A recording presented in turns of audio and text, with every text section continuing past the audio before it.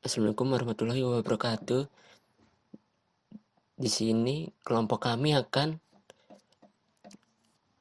membawakan presentasi yang berjudul Deterministic Finite Automata. Apa sih DFA itu? Mesin abstrak berupa sistem model matematika dengan masukan dan keluaran diskrit yang dapat mengenali bahasa paling sederhana atau bahasa regular dan dapat diimplementasikan secara nyata di mana sistem dapat berada di salah satu beberapa konfigurasi internal yang disebut state. Nah, selanjutnya DFA mempunyai sebuah tupel yang terdiri dari K. K itu himpunan hingga stata. Vita itu himpunan hingga simbol input atau alfabet. Nah, yang M ini fungsi transisi untuk menggambarkan transisi stata AH yang diakibatkan pembacaan simbol input yang biasanya diberikan dalam bentuk tabel. Terus S itu stata awal. Nah, yang Z stata untuk penerima. Nah, selanjutnya ada contoh kasus yang dibawakan dan dipresentasikan oleh teman saya Akbar. Setelah apa yang dijelasin oleh Rapli, saya di sini akan mengerjakan contoh kasus. Contoh kasus deterministic finite automata. Pertama kita masukin dulu statanya.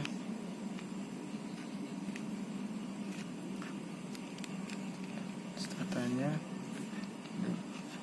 himpunan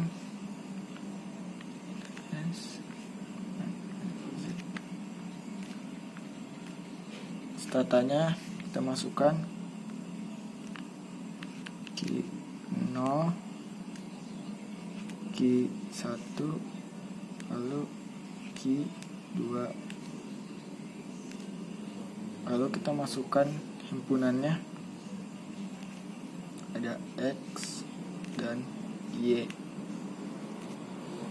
Lalu kita masukkan stata awalnya Q0, lalu stata akhirnya ada Q1, Q0 dan Q1. Lalu di sini saya akan membuat tabelnya, yaitu kita masukkan himpunannya dulu, yaitu tadi X dan Y. Lalu kita masukkan statanya Q0, Q1 dan Q2. Lalu kita masukkan di sini Q0, Q1,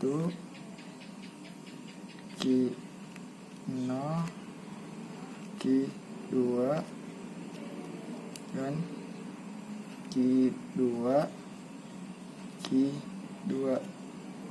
Sudah jadi, selanjutnya graf akan dibuat oleh Yulian. Baiklah, di sini saya Yulianto Arif akan membuat draft untuk menentukan problem yang tadi yang akan diselesaikan. Pertama itu stata awal, karena di sini stata awal adalah Q0. Jadi kita mulai dari Q0 ini. Lalu ada Q1 dan Q2. Lalu bagaimana cara kita menghitung cara membuat draft tersebut? Kita harus melihat tabel yang tadi sudah dibuat. Berdasarkan tabel yang di sini, itu menunjukkan bahwa himpunan X dan Y ini pada stata tersebut. Dan lalu tujuan dari Q0 ini menuju ke Q0 dengan himpunan X. Di sini berarti kita akan membuat garis dengan himpunan X. Tidak harus hanya X, bisa juga Y, tapi karena dalam contoh kasus yang akan kita buat, di sini kita akan menggunakan himpunan X karena ditulisnya ini adalah yang dibuat adalah himpunan X. Lalu dalam tabel lagi Q0 menuju Q1 himpunan Y. Sini Q0 menuju Q1 dengan himpunan Y.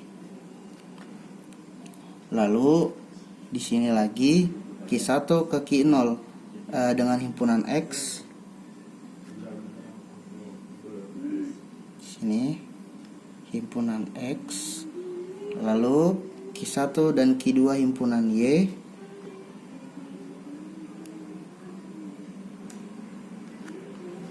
Dan di sini Q2 dan Q2 menuju Q2 adalah himpunan X.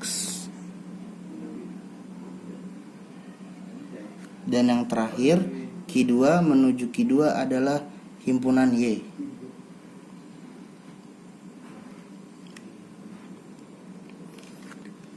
Dan di sini tata penerimanya adalah Q1 dan Q0. Jadi karena tata penerima, kita harus menggambarkan lingkaran lagi menjadi dua seperti ini.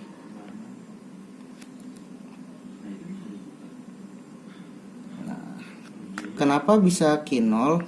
Kenapa bisa menjadi tata penerima? Karena Q0 menerima Q1 dan Q1 menerima Q0 juga.